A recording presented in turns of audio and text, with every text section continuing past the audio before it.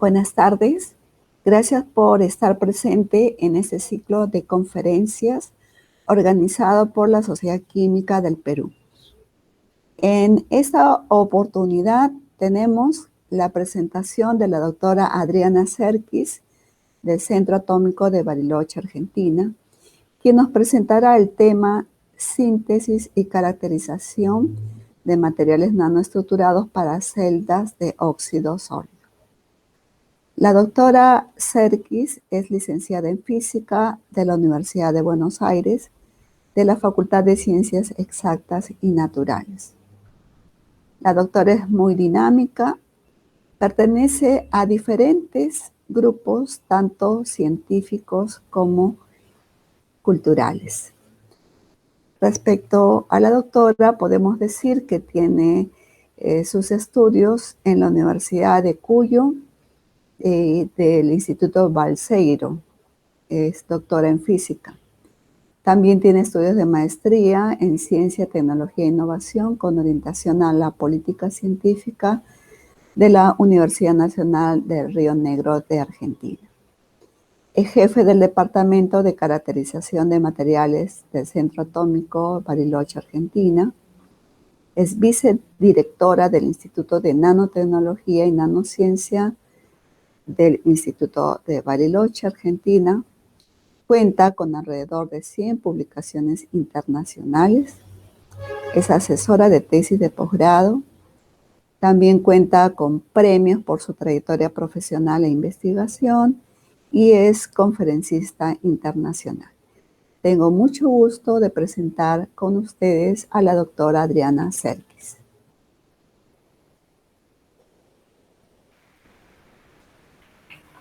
Bueno, agradezco mucho las palabras acá de Ana María y como dijo ella, bueno, por ahí es mejor que hablar de mí, es hablar de las cosas que hacemos en conjunto, porque cualquier logro que se hace no siempre es en solitario, sino que tiene que ver con un equipo de gente que trabaja, ¿sí? Hombres y mujeres que acompañan y que hacen posible esta tarea.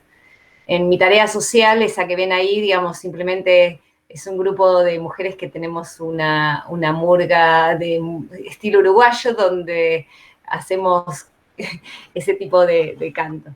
Así que bueno, agradezco mucho la invitación. El tema de hoy con el que quería introducir lo que hacemos es la síntesis y caracterización de materiales nanoestructurados para celdas de óxido sólido en el marco del Congreso Peruano de Química y del Congreso Iberoamericano Ibero-Latinoamericano de Nanotecnología, Nanociencia y Aplicaciones. Entonces, bueno, me traté de todas las tareas que hacemos en centrarnos en el tema más relacionado con la parte de materiales nanoestructurados. Quería contarles un poquito dónde estamos. En este momento está nevando acá en Bariloche. Bariloche es una región muy cerca de la cordillera de los Andes, en el límite entre Argentina y Chile. En este lugar, digamos, estamos disfrutando de un paisaje hermoso, rodeado de lagos, y aquí se centra el Centro Atómico Bariloche, que convive con una institución académica que es el Instituto Balseiro. En esta zona, esta vista aérea, están nuestros laboratorios, en los que se desarrolla la actividad que voy a comentar después.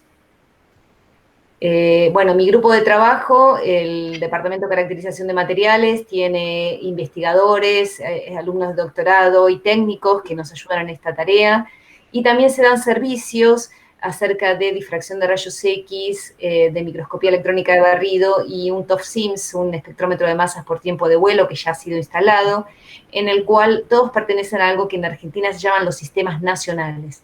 Los sistemas nacionales son aquellos que brindan servicios de grandes equipamientos, equipos que han costado y que tienen que estar al servicio de la mayor cantidad de gente.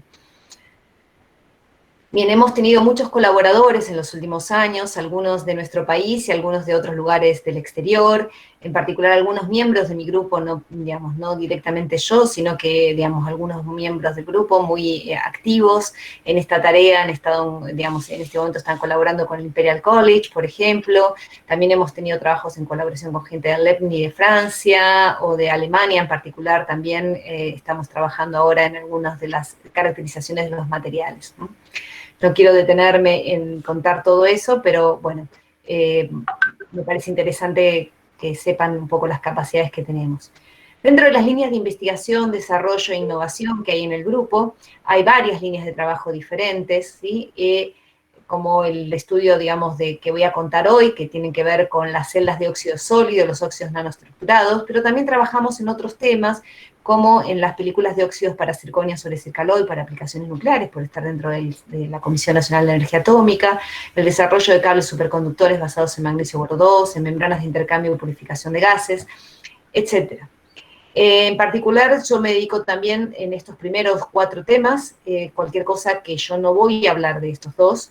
Si quieren hacer algún comentario, se pueden poner en contacto después con el mail que está al comienzo de la presentación. Y como comentaba antes, tenemos servicios de caracterización, con un sistema de calidad en preparación para poder también hacerlo bajo normas de calidad. Y, digamos, nos caracterizamos también por diseñar y construir equipos de sistemas de medición específicos de laboratorio. Bien, el esquema de mi charla va a estar, digamos, una primera introducción acerca de qué son las celdas de óxido sólido, para que entiendan por qué necesitamos desarrollar materiales nanoestructurados para esto, y después algunos ejemplos basados en algunos de los materiales que estuvimos estudiando en los últimos años. De tratar, digamos, de hacerlo más o menos rápido, así que si ustedes tienen alguna duda después más tarde, quizás podrán contactarme. ¿Por qué hacemos desarrollos en energía? Bueno, en particular en la Argentina, y yo creo que en el resto del mundo también, todavía nuestra matriz energética tiene una gran cantidad, digamos, de desarrollo, de utilización de energías no renovables. Y digamos, lamentablemente, de la emisión de gases de efecto invernadero, que son las que tienen el inconveniente de que de a poco va aumentándose, digamos, la cantidad de dióxido de carbono que hay en el ambiente, con la consecuente problemas climáticos, etcétera, que van a ir afectando nuestro país. No solo nuestro país, sino todo el mundo. El problema que tienen las energías alternativas usualmente es la fluctuación que tienen en la producción, que no siempre se corresponde con el consumo que tienen que tener. Entonces, siempre tiene que haber alguna línea de base para poder contrarrestar este problema de la fluctuación cuando uno utiliza energías alternativas, pero hay otra alternativa que es utilizar el hidrógeno como vector de energía y que pueda llegar a moderar esto y poder almacenar esta energía para luego utilizarlo. Y en ambos casos las celdas de óxido sólido vamos a ver que van a poder cumplir una función. En todos los casos siempre es imprescindible una conversión de energía eficiente de cualquiera de los sistemas que se trate. Entonces, en eso el rol del desarrollo de materiales es indispensable para poder participar, digamos, en estos sistemas o dispositivos de conversión de energía. Bien, la investigación y desarrollo en materiales y técnicas de caracterización es, como dije antes, indispensable para el desarrollo de un montón de dispositivos. Y cuando uno piensa en materiales, siempre uno piensa que, digamos, las propiedades físico-químicas están determinadas por la estructura cristalina del material, que a su vez está determinada por la composición y los tipos de enlaces. Pero este esquema es bastante más complejo. En general, tenemos que no solo la estructura cristalina, sino los defectos y la microestructura que tienen que ver con los parámetros de fabricación son los que determinan estas propiedades físico-químicas. Y estas propiedades físico-químicas son las que nos van a determinar cuál es la eficiencia que tienen estos materiales para las aplicaciones que voy a comentar. Bien, esta eficiencia puede ser mejorada y mucho utilizando todas las tecnologías que ahora conocemos sobre nanoestructuración.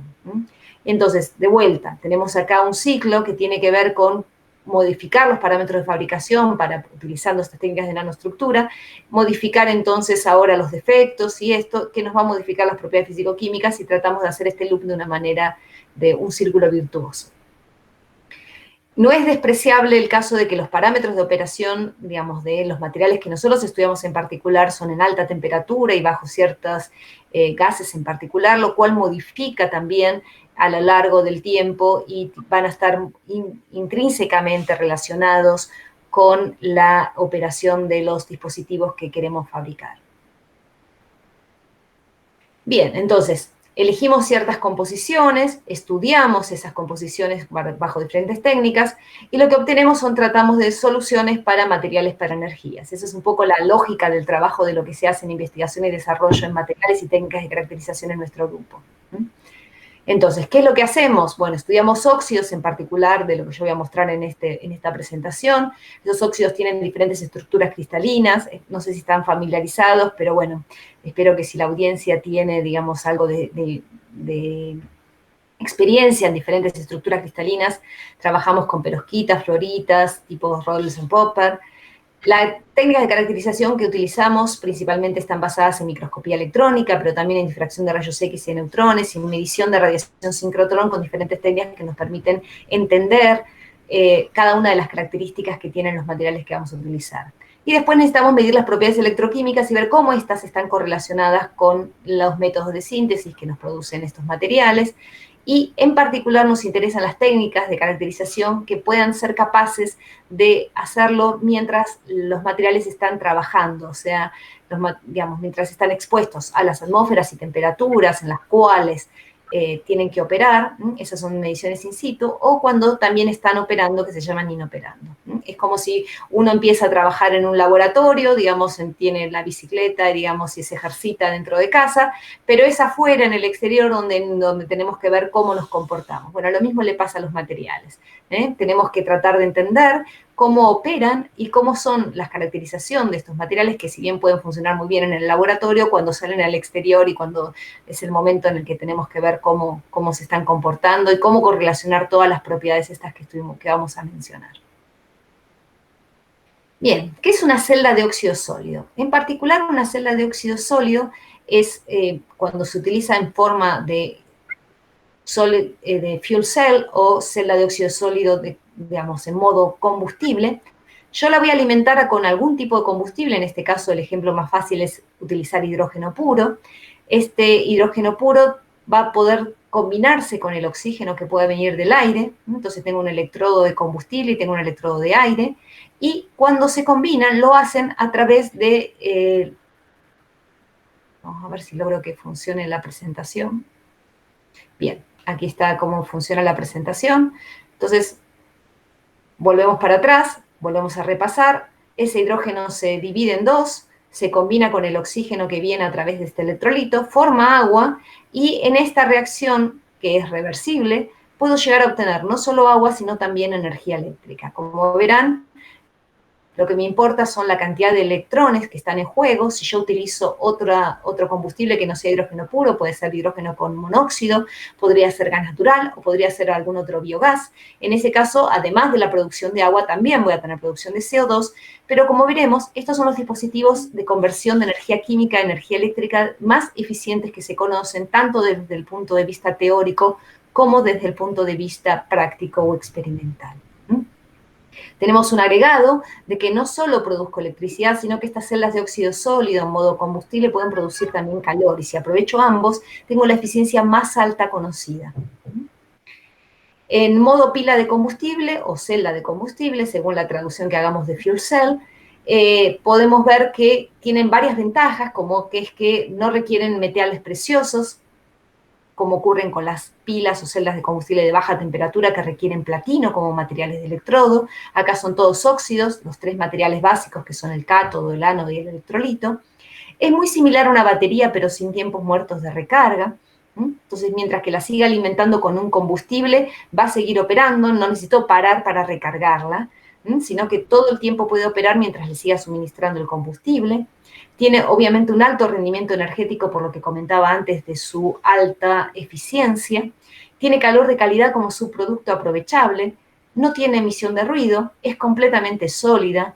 Y los materiales cerámicos no presentan en principio problemas de corrosión. Sí vamos a ver que hay una cuestión con la investigación que tiene que ver con la degradación posible que hay en los materiales por trabajar en alta temperatura.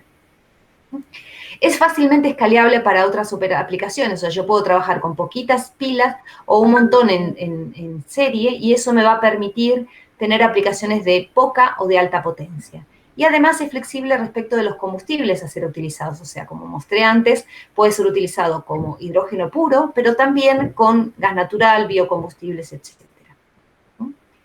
Tengo otro modo, que es el modo electrolizador, que es el que me permite invertir la operación de la pila. En este caso funciona al revés.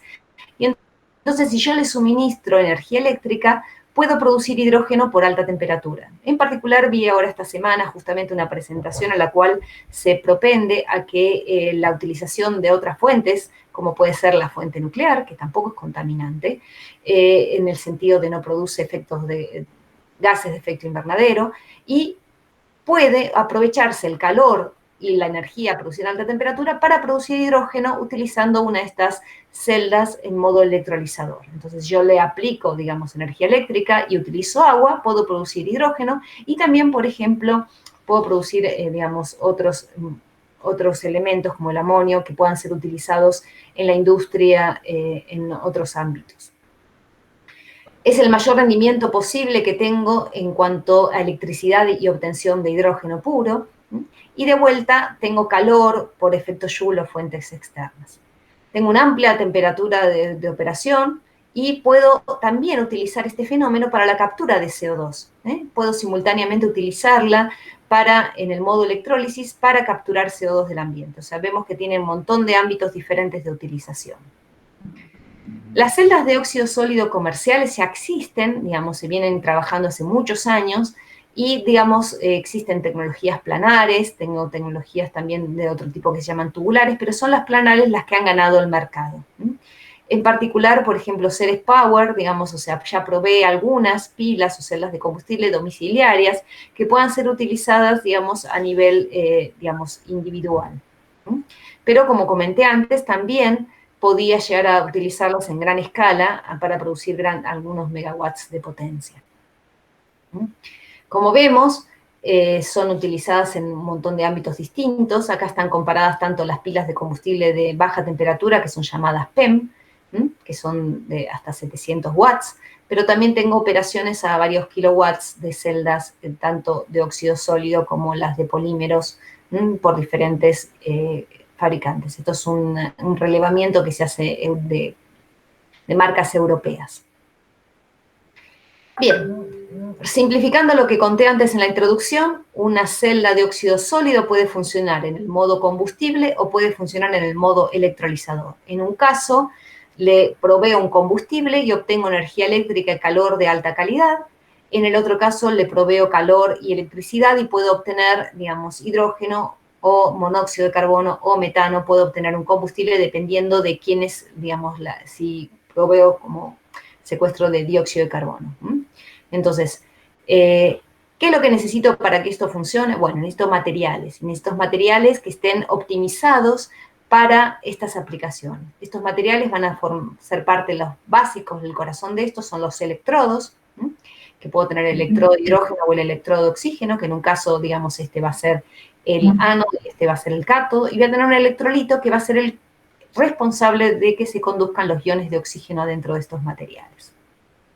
¿Cuáles son los desafíos en el desarrollo de materiales para las celdas de óxido sólido? Y para que llegar a ser comercialmente masivos, es que tienen que disminuir su costo, aumentar la confiabilidad y la durabilidad. Eso tienen que simultáneamente proveer mejores eficiencias, estabilidad estructural y compatibilidad química y mecánica para aumentar la durabilidad. ¿Qué soluciones hay para esto? Buscar nuevas composiciones a los materiales ya utilizados, pero también con las composiciones ya conocidas se puede mejorar la morfología y las interfaces a través de utilizar nanoestructuración. Eso me va a permitir obtener tanto materiales que funcionan a un poquito menos de temperatura, las celdas de óxido sólido comerciales que yo les mostré antes, muchas de ellas funcionan a más de 800 grados, lo cual va a disminuir la durabilidad porque hay una degradación mayor a medida que aumento la temperatura. Entonces, busco materiales que puedan funcionar a menos temperatura, con lo que se llaman las Intermediate Temperature Solid Oxide Fuel Cell, o sea, que trabajan a menos temperatura, en el rango entre 400 y 600 grados, o también aquellas que puedan ser utilizadas en forma simétrica, el mismo material de cátodo y de ánodo, en lo que se llaman las Symmetric Solid Oxide Fuel Cells. En todos los casos es muy importante correlacionar y tratar de entender la correlación que existe entre las propiedades estructurales y las físico-químicas. Bien, entonces, como les comentaba antes, el estado del arte en el año 2000 más o menos era que utilizaban de cátodo un material basado en algo que llaman manganitas o lantano, estroncio, manganeso, oxígeno 3, ¿sí? Que es una perovskita, como material de electrolito algo llamado circonia estabilizada con itria o ISZ, lo que es la formulación del óxido de circonio con óxido de itrio, que provee un electrolito que es un óxido muy buen conductor iónico de oxígeno, y un material de ánodo que está basado principalmente en óxido de níquel, que después se reduce a níquel metálico, en combinación con el material del electrolito que utilice.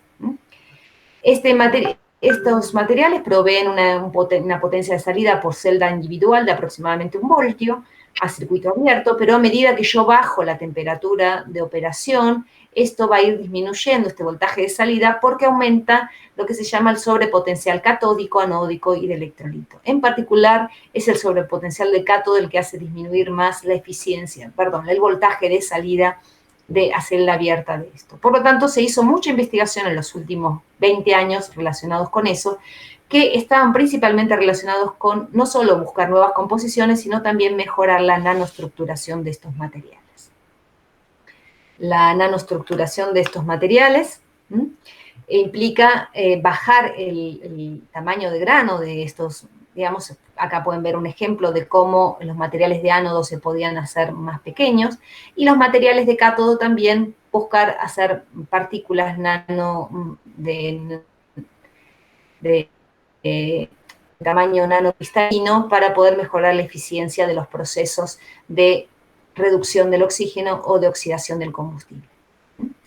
En el caso de los materiales de cátodo, que es el electrodo aire, donde se tiene que producir la reacción de reducción del oxígeno, los típicos y característicos de alta temperatura del año 2000 se basaban en manganitas de lantanostroncio, como comenté antes, donde es un excelente conductor electrónico solamente y se buscaba tener mayor cantidad de puntos triples en los cuales se produjera esta reacción de reducción del oxígeno.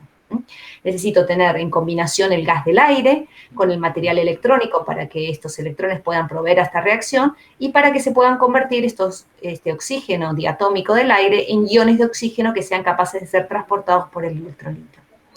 Se tiende a pasar a electrones, a materiales que sean capaces de tener conductividad mixta, en el cual la conductividad se puede dar tanto por electrones como por iones de oxígeno, con lo cual aumento la superficie de reacción a toda la superficie del material del cátodo, ya que esta reacción de reducción de oxígeno se puede producir no solo en el punto triple, sino también en la superficie de todo el material. Entonces, en este caso, la corriente es transportada tanto por iones como por electrones.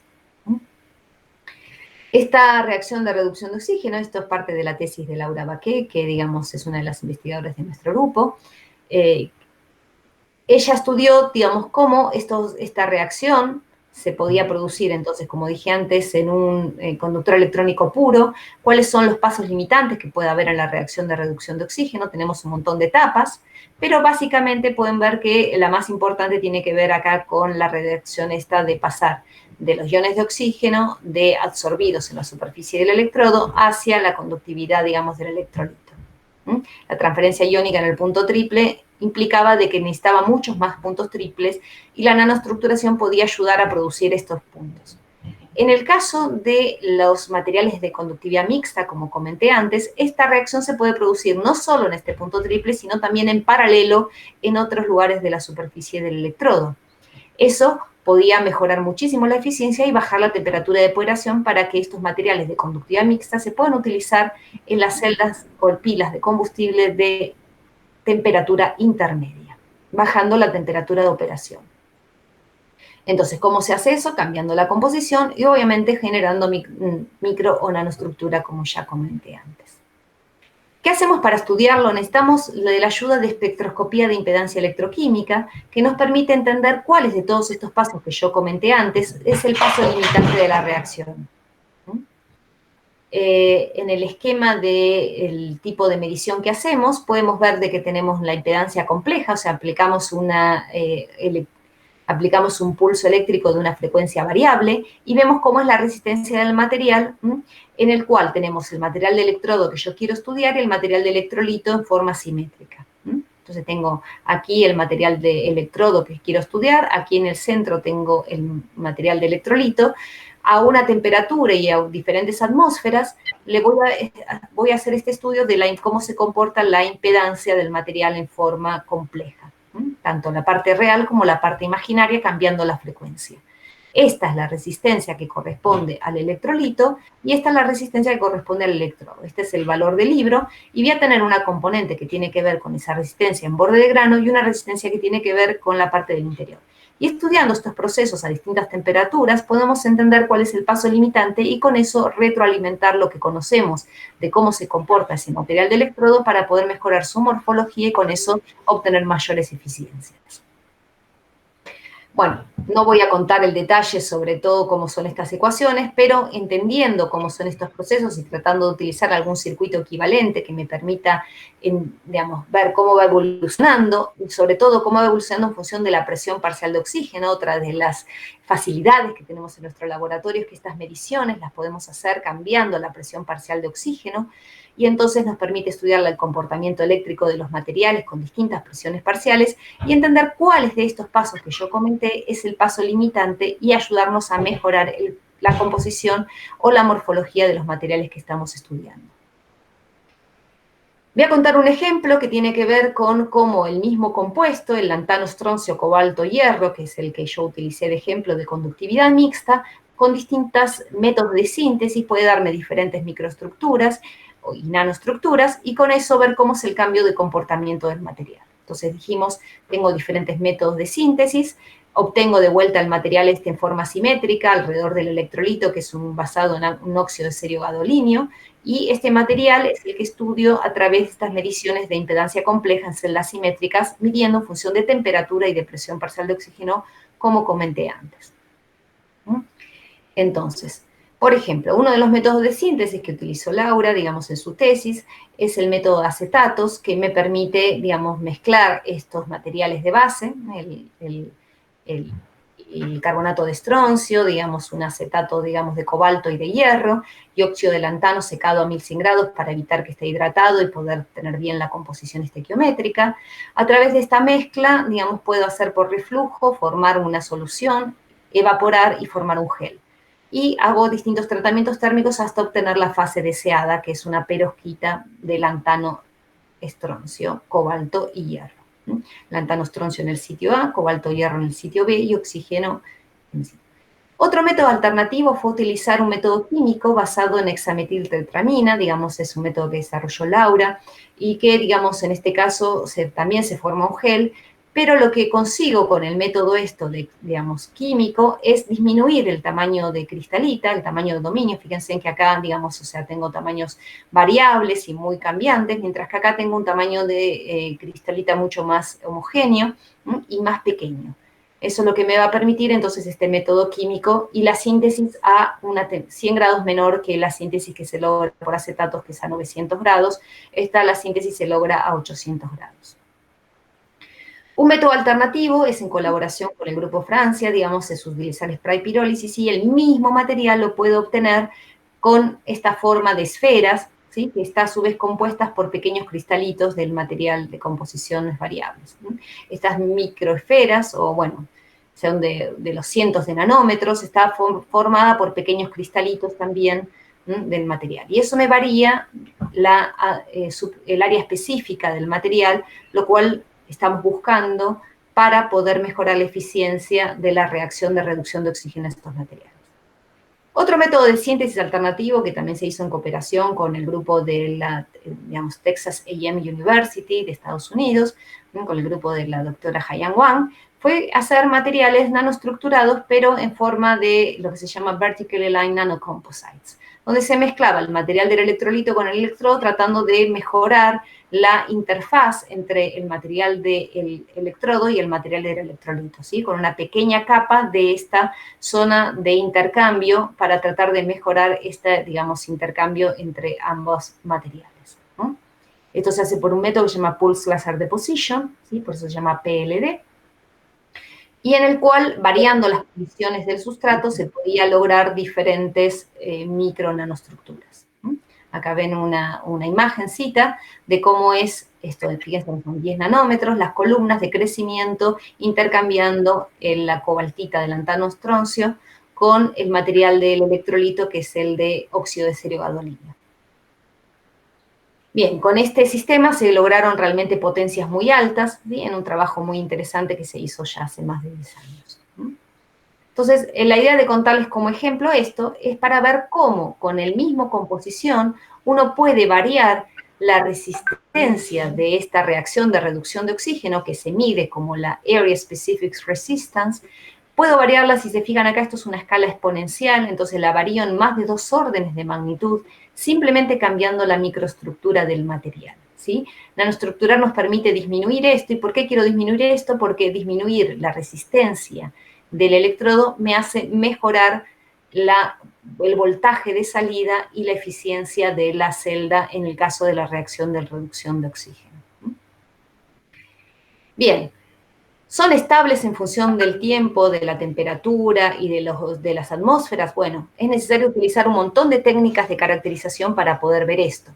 Una de las cosas que se estudiaron en particular es ver qué le ocurría a este material preparado por HMTA, acuérdense que formaba estos nanocristalitos, con el paso, digamos, con el aumento de la temperatura y con, digamos, las diferentes atmósferas. Entonces tengo, fíjense, en una atmósfera reductora, como puede ser helio puro, tengo el calentamiento y el enfriamiento.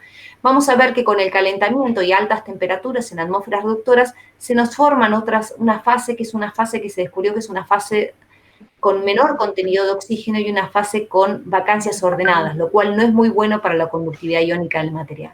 Por suerte, este proceso es reversible, o sea, si yo caliento y enfrío, puedo conseguir volver otra vez a mi perovskita cúbica en lugar de tener esta fase ordenada de vacancias de oxígeno. Otro de los estudios que se hizo es cómo este material iba envejeciendo, cómo se iba segregando y cómo iba aumentando la resistencia de área específica a medida que pasaba el tiempo. Y con qué proceso estaba relacionado, que se encontró que estaba relacionado con la expulsión de estroncio del sistema, ¿sí? La segregación de estroncio, y digamos tengo entonces zonas ricas y zonas pobres en estroncio debido a esta segregación, que es lo que creemos que es el responsable del envejecimiento y del aumento de la resistencia de área específica. Aún así, esos materiales terminaron siendo muy buenos. Como les comenté al principio, otra estrategia para poder mejorar y aumentar el tiempo de vida de estos materiales es utilizar el mismo material de cátodo que de ánodo. Porque así como el cátodo tiene el problema de un envejecimiento debido a problemas como por ejemplo pueden ser la segregación de estroncio, del lado del ánodo tengo el problema de que se me empieza a formar carbono en la superficie si utilizo otros combustibles que no sean hidrógeno puro. Eso hace de que se vayan tapando las zonas donde yo tengo zonas activas para la reacción de oxidación del combustible y entonces me va haciendo que se envejezca. La alternativa de esto es utilizar una celda simétrica, que donde el material de cátodo y ánodo ya no sean distintos, sino que sean iguales, y lo que puedo hacer cuando se me forma este carbón en la superficie es invertir la operación, y al invertir la operación el oxígeno limpia esta superficie, y entonces lo que antes era el ánodo se volvió el cátodo y puedo recuperar la operación de la celda. Esa es otra de las estrategias que se están explorando ahora para mejorar el tiempo de vida, bajar los costos, además de, porque imagínense que poder utilizar el mismo material de los dos lados me va a bajar el costo de fabricación de estas celdas, de estas pilas. Se exploraron entonces materiales, un buen material de cátodo, un buen material de ánodo, y se hizo un material combinando titanio y cobalto para poder conseguir un material que pudiera ser utilizado como cátodo y ánodo al mismo tiempo. Como les comentaba antes, entonces en las pilas o las celdas de óxido sólido se buscó hacer un material de ánodo y cátodo que sean iguales, o sea que pudieran cumplir con las condiciones de ambos dos. En ese caso, este candidato para celda simétrica fue entonces combinar un material que pudiera tener titanio y cobalto, que no existía, digamos, o sea, no se habían estudiado estas composiciones, por lo tanto hubo que tratar de entender primero cómo fabricarlo y después ver cuál es la caracterización de su estructura cristalina, de su estabilidad en función de temperatura, tanto con atmósferas oxidantes como reductoras. Y eso es lo que se trató de hacer también, buscando bien si se podía hacer en forma nanoestructurada. La estabilidad estructural, primero, digamos, se estudió qué tipo de fase tenía, se encontró que a temperatura ambiente no era una fase cúbica, sino que es una fase romboédrica, tiene una pequeña distorsión que desaparece al aumentar la temperatura. O sea, yo parto de una estructura que es romboédrica a baja temperatura y cuando subo la temperatura pasa a una estructura cúbica. Y la temperatura de transición depende del contenido, de la relación de contenido entre titanio y cobalto. Quiere decir que cuando tengo, digamos, o sea, esa temperatura de transición, fíjense en que va aumentando, primero es de 350, después pasa a 600 y después baja de vuelta a 300 grados. ¿Eso qué quiere decir? Que cuando yo tengo, digamos, una cantidad de titanio de 0,3, perdón, digamos, voy a ir aumentando la distorsión, entonces eso me aumenta la temperatura en la que ocurre esta transición.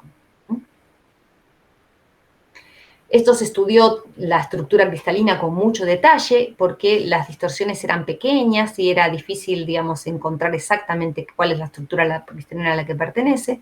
Se dieron estudios de difracción de rayos X tanto en sincrotrón como difracción de neutrones en centros de neutrones. Vemos que para caracterizar los materiales muy complejos es necesario a veces utilizar técnicas también complejas. O sea, cuanto más chiquito y más pequeño es lo que quiero estudiar, a veces más grande es el equipamiento que necesito. Esto nos permitió también entender cómo se comportaba este material, como por ejemplo en aquel que tengo la misma cantidad de titanio que de cobalto, ¿sí? 0,505, era el material más estable que podía funcionar tanto con hidrógeno como con aire, o sea, poder utilizarlo, pero que había una pequeña transición en función de temperatura, ¿sí? Que se terminaba de entender con qué estaba relacionada esta transición, fíjense en paso de una estructura que es cúbica a otra estructura que es cúbica, pero digamos porque hay una reducción en el material. En el borde de titanio pudimos ver de que no hay ningún cambio, quiere decir que no hay ningún cambio en la estructura electrónica del titanio, pero quien es el responsable de esta transición es la estructura electrónica del cobalto. Es el cobalto el que se reduce, parece en hidrógeno, y es el responsable de esta transición estructural. Entonces vemos que es necesario correlacionar propiedades electrónicas con propiedades estructurales para entender los cambios que hay en este material. También se hizo una medición independiente que se llama TPR, que me permite ver el consumo de hidrógeno. Y como ven, el consumo de hidrógeno está justamente correlacionado con una propiedad estructural, como era el cambio de la estructura electrónica del cobalto, como el del parámetro de red, ¿sí? O de la posición de los picos de rayos X. Entonces vemos tres propiedades que son en principio independientes, cómo se pueden correlacionar cuando uno utiliza diferentes técnicas y qué es lo que es necesario a veces para poder mejorar la composición de un material, para entender cuáles son las transiciones que ocurren, con qué propiedades eléctricas están relacionadas y bueno, y con eso, digamos, se estudió para diferentes composiciones, se estudió para diferentes tamaños de grano. Vimos a ver que esto era para un tamaño de grano grande, que era continuo, para un tamaño de grano muy pequeño, era discontinua esta transición. Bien, hasta ahora les conté un ejemplo de cátodo, un ejemplo de ánodo y cátodo, que era un material simétrico. Tengo ejemplos de materiales de electrolitos, que es el material que se utiliza a temperatura intermedia. Entonces, a temperaturas altas se utilizaba históricamente la circonia estabilizada con itrio. A temperaturas más bajas, fíjense que acá está la inversa de la temperatura, o sea, yo voy bajando en este sentido. En lugar de utilizar la itria estabilizada con circonio, utilizo como material de electrolito lo que se llama GDC, o gadolinium doped seria, o óxido de sodio dopado con gadolinio. Perdonen la cantidad de jerga que tiene esto, pero digamos, lo que podemos ver es que estos materiales de electrolito, lo que ocurre es que se forman vacancias, debido a que lo dopo con algún elemento de valencia 4 con un elemento de valencia 3, como es el caso del gadolinio, que es valencia 3, lo pongo en el lugar del serio, que es valencia 4, eso me genera vacancias de oxígeno dentro del material y esas vacancias de oxígeno facilitan la conductividad iónica del oxígeno, que es lo que necesito para un buen electrolito en estos casos. Estos electrolitos, hubo mucha discusión si lo que convenía era disminuir el tamaño de grano o no, para saber si se favorece la conductividad por borde de grano o se disminuye la conductividad, digamos, en lo que se llama el bulk o el transporte iónico característico dentro del material. Entonces hubo un montón de discusiones al respecto y de si era necesario disminuir también el tamaño de cristalino para poder mejorar la conductividad adentro del material. Entonces hicieron estudios con materiales de óxido de serio gadolinio disminuyendo el tamaño cristalita. Fíjense en que, digamos, que cuando uno modifica el tamaño de grano de estos materiales, digamos, obtienen materiales de tamaño de grano muy, muy pequeño y vimos que la conductividad de estos materiales mejoraba, pero empeoraba la sinterabilidad, o sea, no era posible obtener con estos materiales tan nanoestructurados materiales bien densos. Piensen que el electrolito es un material que tiene que ser completamente denso porque no tiene que dejar difundir el oxígeno y el hidrógeno a través de este material. Entonces, pero sí lo que vimos es que me disminuye un montón la resistencia, quiere decir que aumenta la conductividad si me disminuye la resistencia cuando utilizo materiales más nanoestructurados. Hacemos el mismo tipo de mediciones. Lo que era interesante era combinar este material nanoestructurado de óxido de serio gadolinio con el níquel para poder obtener buenos materiales de ánodo. Y en este caso, digamos, podía mejorar muchísimo la cinética de oxidación-reducción utilizando materiales nanoestructurados. Digamos que el A900 es el material más nanoestructurado. Vemos que el proceso de reducción y de oxidación se hace de forma muy rápida. Fíjense en el caso del níquel, pasa inmediatamente del material reducido al material oxidado en muy poco tiempo y vuelve a reducirse en muy poco tiempo cuando vuelve a pasar a una atmósfera reductora. Entonces acá tengo una atmósfera reductora de hidrógeno, una atmósfera oxidante con oxígeno, como es el aire, con un 20% de oxígeno, y vuelvo a pasar a una atmósfera reductora y podemos ver cómo es la cinética de este proceso. Estudiando algo que es una técnica de sincrotrón, este es un ejemplo de las mediciones in situ que se hicieron en el sincrotrón de Brasil. Bien, se trató también de hacer desarrollo de materiales de una celda que fuera capaz de hacer, digamos, mediciones inoperando, ¿no? Que pudiera combinar la medición de estructura cristalina a través de rayos X combinándola con mediciones electroquímicas simultáneas. Estas mediciones que yo les conté antes que me dan una idea de cuál es la resistencia de los materiales que forman digamos, la celda, y combinada con la conductividad total. Entonces, toda esta combinación de propiedades fueron posibles a través de generar una celda inoperando para hacer estas mediciones. Algunos ejemplos, digamos, de algo que se midió acá, es estos electrolitos que vimos que eran nanoestructurados, ver cómo cambia el borde de energía del material a medida que yo voy cambiando la temperatura y viendo dónde se produce la reducción en el caso de distintos combustibles, de hidrógeno o de metano. Otro de los ejemplos así muy cortitos que les voy a mostrar es el estudio de conductividad protónica. Esto es muy reciente, digamos, se encontró que las celdas de óxido sólido pueden conducir no solo por iones de oxígeno, sino también por protones. Esto es bastante novedoso, ya que estas celdas operan a muy alta temperatura, y el hecho que haya conductividad protónica abrió un mundo nuevo a la posibilidad de que la formación de agua se haga del lado del cátodo y no del lado del ánodo. En este caso, digamos, Juan Basbus, que hizo su tesis doctoral en este tema, estudió este compuesto, que también es una perovskita, pero basada en varios serios, circonio, digamos, itrio, en el sitio B, esto es en el sitio A, esto es en el sitio B de la perovskita, y se puede ver cómo con esta celda que habíamos contado antes, que combina propiedades estructurales, que podemos ver por rayos X, con propiedades eléctricas, podemos ver cómo cambia la conductividad del material y ese cambio está completamente correlacionado con el cambio estructural del parámetro de red del material. Entonces, por último, unos ejemplitos cortitos de otra gente del grupo que está trabajando, digamos, el grupo de Liliana Mogni con sus, digamos, tesistas y colaboradores en pequeñas formación, digamos, de decorado por infiltración de cátodos. Entonces, estos cátodos, además de hacerlos nanoestructurados, uno puede generar pequeñas nanopartículas en superficie, tanto sea por infiltración como por exsolución. Esto es un ejemplo de infiltración. Yo le puedo decorar la superficie de estos granitos con estas pequeñas partículas y con eso también mejorar, de vuelta, disminuir la resistencia de polarización, lo que me hace, fíjense, esta es la resistencia de polarización de los materiales originales, y esto es cuando yo los infiltro.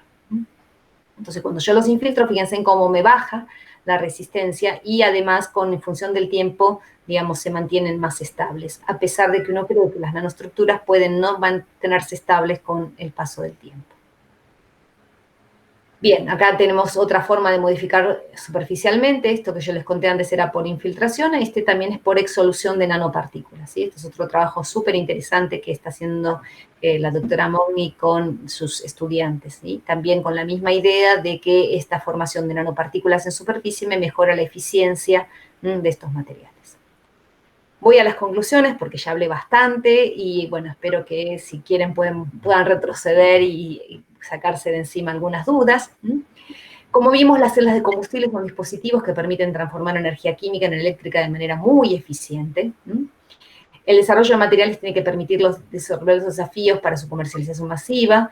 mejorar el costo, la confiabilidad y la durabilidad, y para comprender los efectos de esto es necesaria una variedad de técnicas que yo les comenté, como rayos X, microscopías, y la correlación con propiedades electrónicas y de transporte, como espectroscopía de impedancia, SANES, esta técnica que vimos recién del sincrotrón, que me permitía ver cómo cambiaba la conductividad del material, perdón, el estado electrónico de ciertos componentes en particular, me permite distinguir si, por ejemplo, es el cobalto o el titanio el que se reducía, etc. Por último, quería comentarles de que en el grupo se está trabajando fuertemente, digamos, en tratar de llevar a un desarrollo tecnológico. Hace unos años se participó en un concurso de planes de negocios para lograr ver si se puede generar, digamos, hacer un prototipo de generador eléctrico, y en este momento estamos trabajando en este sentido, ¿no?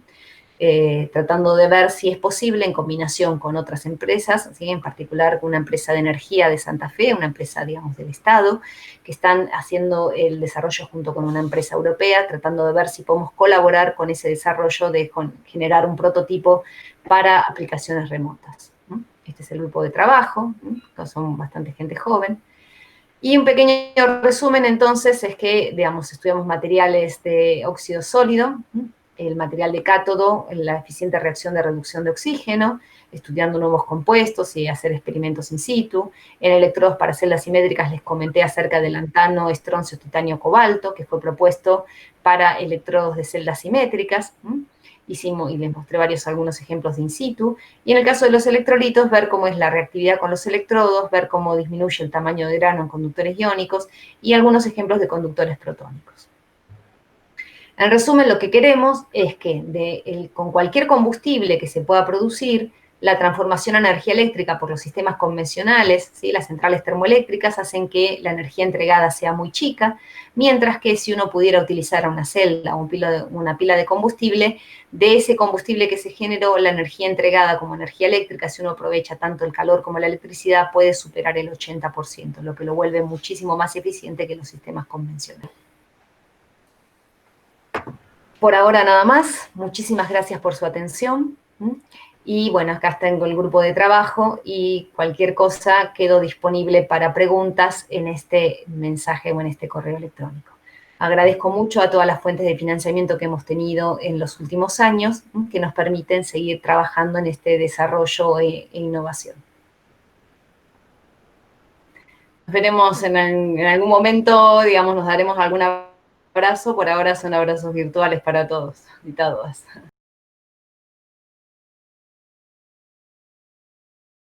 En este contexto energético, la celda de combustible es central para lograr tanto esta aplicación digamos, de conseguir energía eléctrica, como para, digamos, en forma de electrolizador, convertir cualquier otro tipo de energía eléctrica en hidrógeno para poder ser almacenado y poder también ser utilizado de esta misma manera, tratando de suplir el problema que tienen las energías alternativas, ¿sí?